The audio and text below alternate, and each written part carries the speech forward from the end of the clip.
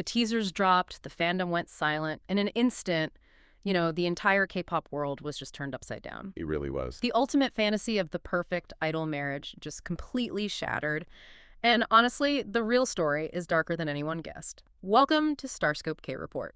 Join us as we ride the Hallyu wave, uncovering the biggest K-pop comebacks, shocking industry controversies, and major K-drama updates. From internet-breaking rumors to historic chart milestones, we dive deep into the world of Korean entertainment. And for you listening right now, whether you've been standing since the second generation or you literally just fell down the K-pop rabbit hole last week, you know how intensely this industry manages its image? Oh, yeah. It is micromanaged to a terrifying degree. Right. But today, the mask is kind of slipping. We're looking at a massive stack of sources that all point to this one uncomfortable truth.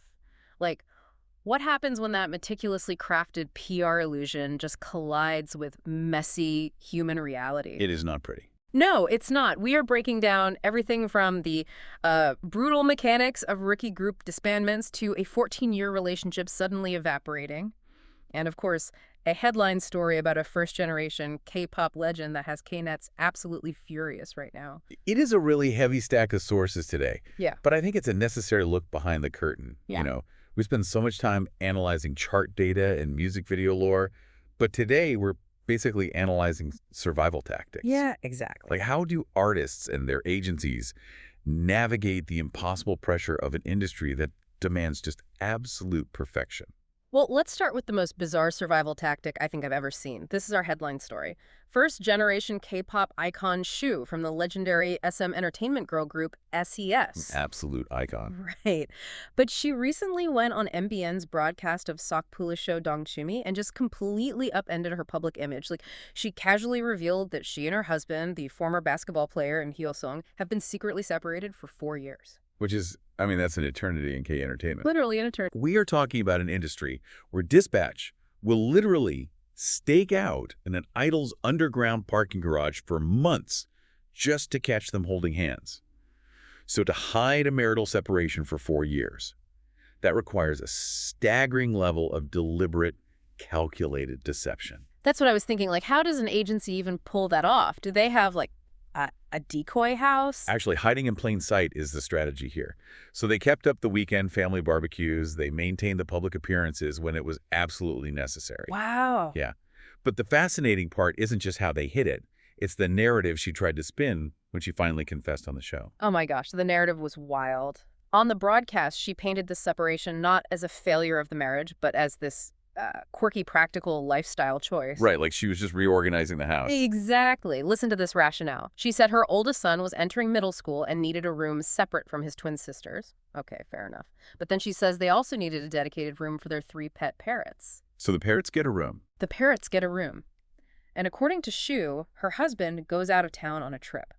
She literally calls a moving company, clears out his entire room, gives it to her son, and effectively kicks her husband out into a separate house in the exact same neighborhood. I still can't believe she just packed his stuff. I know. And she cited his constant nagging as stressful and claims she suffers from claustrophobia and insomnia, so, a completely separate living space was the only way to avoid fighting in front of the kids. On a purely surface level, the PR strategy here is pretty obvious. She's trying to rebrand a broken marriage as a modern, progressive family dynamic. You're right. She even called it her perfect version of a family on the show. But from a crisis management perspective, this is a catastrophic misread of the room. Right. The Korean public is not buying this quirky lack of space defense because they remember the history. Oh, absolutely. If you've been following K-entertainment news for a while, you know exactly what history we are talking about. Right. You really have to look at the mechanics of public forgiveness in South Korea. Im Hyo Sung is not just some nagging husband taking up parrot space. This is the man who stood by her during her highly publicized, massive illegal gambling debt scandal. Which was massive. In Korea, illegal gambling isn't just a minor tabloid blip. It is a severe career-ending crime.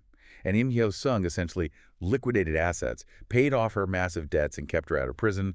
He saved her from utter societal ruin. So when she goes on national television and complains that he snores or that she needs her space, she's violating a massive unspoken social contract. Precisely. It's the debt of gratitude. The fandom and the netizens are furious because she is framing herself as this claustrophobic victim while just casually discarding the man who functioned as her absolute lifeline. I was reading the comment sections, and they are brutal. Oh, they are tearing her apart, calling her a careless mother and a terrible wife. They see a woman who used her husband when she was at rock bottom, and the second she wanted her independence back, she packed up his belongings without even having a conversation. It's basically brand suicide. And what makes it even more baffling to me is the bizarre romantic twist she tried to weave into the broadcast. Oh, this part was so weird. It was so weird. She admitted that because they have this no interference agreement and live in separate houses, seeing him occasionally actually gives her fluttering feelings. Fluttering feelings. Right. She explicitly compared looking at her separated husband's back to looking at the actor Kim Nam-gil. Like, she said it makes her feel like they are dating again. It's just a desperate attempt to inject a K-drama trope into a very grim reality. But if we pull back for a second and look at the broader celebrity ecosystem, this concept of the secret separation to preserve an empire, it isn't exclusive to K-pop. No, definitely not. The mechanics are basically identical to what we see in Hollywood. Just look at the Will Smith and Jada Pinkett Smith situation. Oh, that is the perfect parallel. It's like a corporate merger where the two CEOs absolutely despise each other, but they know that if they officially dissolve the company, the stock price will plummet. So the marriage just becomes a pure business entity. That is exactly how it functions. Right before Jada's memoir Worthy dropped, she revealed that she and Will had been living completely separate lives since 2016. Just like Shoo, they were exhausted by the pressure of the marriage. But they refused to officially divorce. Because of the brand. Right. They maintained this fierce, united public facade because the Smiths as a family brand was just too lucrative to dismantle. And they maintained that facade through the most insane public trials. Like, Will Smith literally assaulted Chris Rock on live television at the 2022 Oscars, screaming to protect his wife's honor, when behind closed doors they had already been separated for 6 years. Yep. And through the entire August Alsina entanglement in 2022, they sat together at the Red Table Talk, holding hands, projecting this image of unconditional love and deep communication, all while living in separate houses. It's so crazy to think about. It is. Both Shoo and Jada chose a secret separation because it allows them to put the scandal in cold storage. They get to avoid the messy, headline-grabbing divorce proceedings. They protect the family brand equity, but the pressure just builds and builds until someone inevitably slips up on a talk show. So the secret separation is really just brand management disguised as marital compromise. But, you know, what happens when a brand just can't be managed anymore? When the facade finally cracks, the illusion abruptly ends. And that actually brings us to a story that has left an entire fandom completely devastated. Yeah, if a 4-year secret separation feels like a betrayal, the collapse of a 14-year public romance feels like a literal tragedy to these fans. It really does. But real quick, before we get into the heartbreak of K-pop's most stable couple, if you love staying updated on your favorites and want the real analysis behind the headlines, make sure you're subscribed to Starscope K-Report. We've got even bigger scoops ahead. We absolutely do. Let's look at the fall of the forever couple. Right. So Girls' Generation's Soo-young and actor Kyung-ho, who you definitely know from Hospital Playlist and Crash Course in Romance, they have officially called it quits after 14 years. 14 years. And just to put that in perspective for you, 14 years ago, second-generation K-pop was still in its absolute prime. This relationship survived multiple eras of the industry. It's really unprecedented. I mean, they started dating in September 2012. They publicly confirmed it in January 2014. And you have to understand the PR landscape of 2014 K-pop. Oh, it was a minefield. Dating wasn't just frowned upon. It was considered a literal breach of contract with the fandom. It was financially dangerous. Yet, they navigated a decade of the most intense, microscopic media scrutiny with incredible grace. But now, according to official statements from Soo-young's agency, Saram Entertainment, they have officially confirmed the split. Fans actually did the classic detective work first, noticing they had unfollowed each other on social media. Of course they did. Fans catch everything. Always. So the rumors hit critical mass, and the agency had to step in and just say, yes, they recently broke up. And the fandom reaction is just pure mourning. Mm-hmm. This couple was the gold standard. They were the proof that you could be a top-tier idol, date publicly, and not completely ruin your career. Yeah. Looking at the international and domestic reactions, fans are writing things like, "Love is not real," and "No, why my parents?" People genuinely thought this relationship was heading for a marriage announcement. They had emotionally invested in the stability this couple represented. Honestly, if you've been a Sohn since 2012, you probably thought Sooyoung and Kyung-ho were invincible. You kind of project your own desire for stability onto them. But does the end of an idol relationship always have to be this catastrophic, world-ending brand failure? Let me bring in a completely different source here, because I think the PR playbook is actually evolving. Oh, I'm curious, what's the counterexample? So, look at former Maison Book Girl and current Demi Paguna member Wada. She just announced her divorce from her rapper husband, Course, right on social media. And the tone was incredibly jarring compared to the usual K-entertainment doom and gloom. Jarring how? Did it get messy? No, the exact opposite. It was the most aggressively chill announcement ever. She literally posted, "I recently got divorced, unfortunately. No one did anything wrong. I sincerely wish happiness for my former partner." Wait, really? That's it? That's it. She assured fans her idol activities wouldn't change. Her ex-husband posted a mutually supportive message, and that was that. No secret houses, no parrots needing separate rooms, no crying agency apologies. Wow. That highlights a massive shift in fan psychology, honestly, because 10 years ago, an idol getting a divorce would require a handwritten apology letter and a year-long hiatus to reflect on their so-called mistakes. But today, you have fans actively and maturely mourning a breakup like Soo-young's, or just accepting Wada-rin's divorce with grace.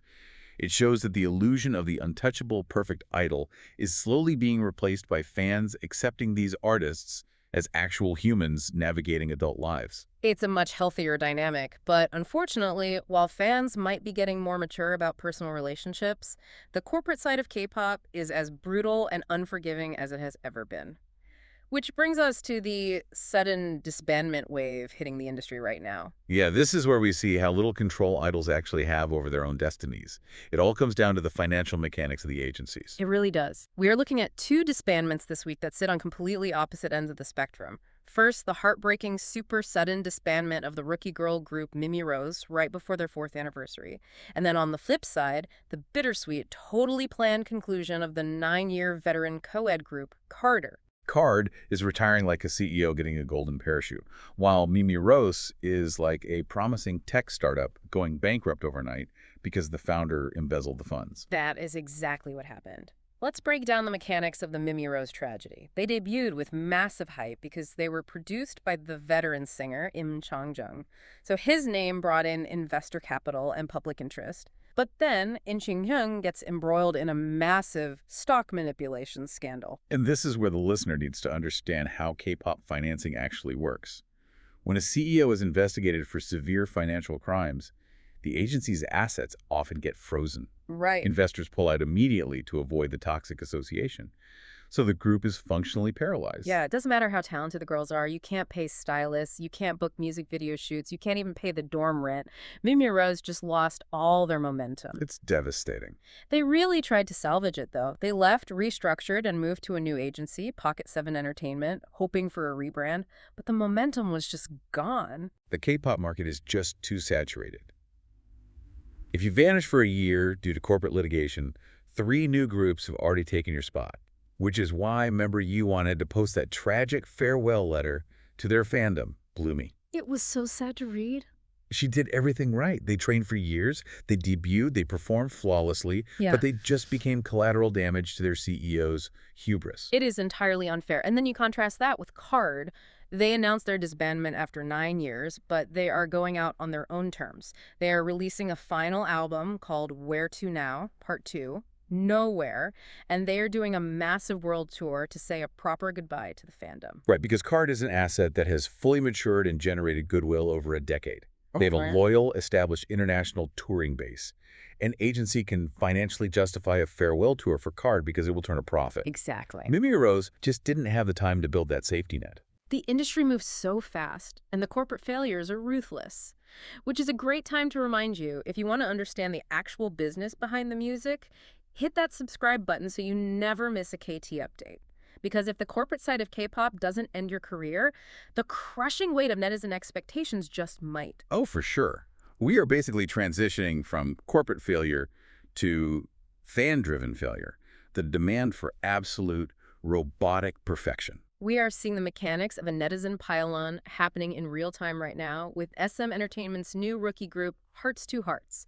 Their main vocalist, Carmen, is getting absolutely crucified online after a clip from the variety show Knowing Bros went viral. I watched the clip. It was a live, impromptu singing segment. And yes, she was flat and off-key on the first note. But the reaction is so disproportionate. K-nets are acting like she committed a crime. And it comes back to the brand equity we were talking about earlier. Because she is under SM Entertainment, the expectations are just astronomical. Exactly. SM Entertainment has this historical lineage of legendary main vocalists, Wada, Taeyeon, Luna, Wendy.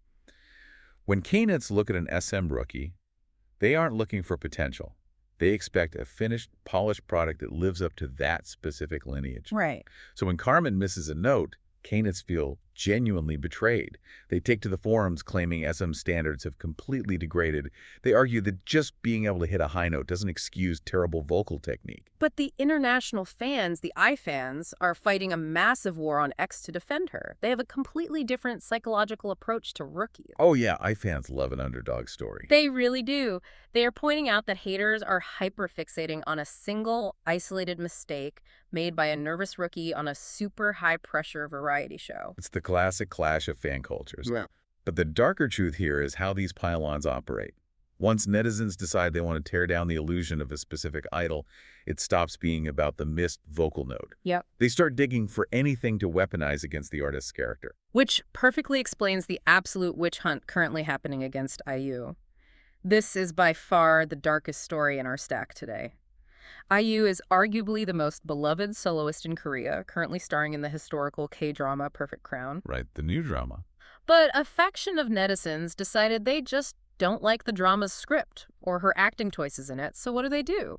They can't just criticize the show. They drag a 10-year-old controversy back from the grave to try and destroy her reputation. They resurrected the 2015 Z's controversy from her Chat album. Exactly. And if you aren't familiar with the lore, this was a massive cultural moment. Back in 2015, IU released a track called Z's, which was inspired by a 5-year-old character from the Brazilian novel My Sweet Orange Tree. Right. At the time, she faced severe backlash because the public, and even the Korean publisher of the book, Dongchimi Publishing, felt the lyrics and the album art, which depicted the character in fishnet stockings, were sexualizing a child. It nearly derailed her entire career. I mean, she was only 22 at the time. She issued a tearful apology clarifying that she was singing from the perspective of the orange tree, not sexualizing the child. Yeah, it was awful. Even the publisher eventually apologized for attempting to police her artistic freedom. And the industry moved on. But now, almost a decade later, just because they are annoyed by her new K-drama, anti-fans are circulating this old outrage. They're calling her a pedophile on forums and sending death threats. But why? Like, what is the actual mechanism driving fans to act this cruelly? It's basically the weaponization of trauma to win a fan war. Yeah. If we look at the analytical defense being mounted by IU's true supporters, you have to understand the context of why she wrote Z's in the first place. Okay. IU's debuted in this grueling industry when she was only 15 years old. She spent her formative years being preyed upon by older men, heavily sexualized as a minor by the media, and then bizarrely infantilized when she actually became an adult. She was trapped in this horrifying paradox. Exactly. Fans widely understand that Z's was a metaphorical vehicle for IU to process her own lived trauma. She used the duality of that character to explore the life crisis she was experiencing while trying to figure out her identity in the spotlight. Wow. So when netizens dig this up 10 years later to use as ammunition over a K-drama script, it reveals the absolute darkest side of stan culture. They're literally using a woman's artistic processing of her own exploitation to dehumanize her. It's sickening. Honestly, being a K-pop idol today is quite literally like walking a tightrope over a stadium full of people holding scissors. Make one tiny slip, like a flat note on a variety show, a weird script choice in a drama, a metaphor in a song that doesn't perfectly land, and the audience doesn't just boo you, they actively try to cut the rope. Yeah. When did we stop allowing these artists to be human beings? That is the defining question of modern K-pop, and it connects every single source we've unpacked today. It really does. Think about it. Shoo felt forced to hide her separated marriage for 4 years just to maintain a family image. Soo-young and Kyung-ho's breakup shattered the audience's fantasy of the forever couple. Carmen is getting crucified for a single missed note, and IU is having her decade-old trauma weaponized. The entire Hallyu wave is built on selling a flawless, manufactured fantasy. An impossible illusion. But maybe the real beauty of this industry isn't the perfection of the idols. Maybe the real art is their resilience when that illusion inevitably shatters, which leaves you, the listener, with a question to mull over. Are we as consumers, as fandoms, truly ready to love the messy, flawed, human reality of our biases just as much as we love their perfect stage personas? Or are we going to keep holding the scissors? You've been listening to Starscope K-Report, where Eric and Inji bring you the stories shaping K-pop, K-dramas, and the global Hallyu wave. Thanks for tuning in, and don't forget to subscribe for more stories that keep the stars shining.